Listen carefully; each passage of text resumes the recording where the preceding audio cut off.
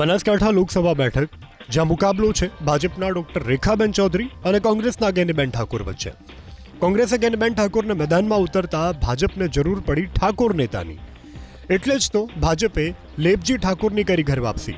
આજે ગાંધીનગરમાં પાટીલના હસ્તે કેસરીઓ ખેસ પહેરી લેપજી ઠાકોરે ભાજપમાં ઘર વાપસી કરી. 2022ની વિધાનસભાની ચૂંટણીમાં ભાજપે લેપજી ઠાકોરને ડીસા બેઠક પરથી ટિકિટ નહોતી આપી, જેથી લેપજી ઠાકોરે ભાજપની સાથે બળવો કરી ડીસાથી અપક્ષ ઉમેદવારી કરી હતી. એટલું જ નહીં, લેપજી ઠાકોરને 45,000થી વધુ વોટ પણ મળ્યા હતા, જો કે તેઓ જીતી શક્યા ન હતા.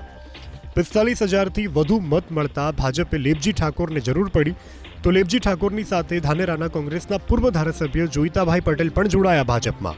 82 વર્ષીય જોઈતાભાઈ પટેલે કોંગ્રેસને રામ રામ કહી કમલમ પહોંચી અને કેસરીઓ કર્યા. જોઈતાભાઈ પટેલની પકડ ધાનેરા સહિત સમગ્ર બનાસકાંઠાના ચૌધરી સમાજ પર છે. ભાજપે આ વખતે ચૌધરી સમાજમાંથી ઉમેદવારને મેદાને ઉતાર્યા છે.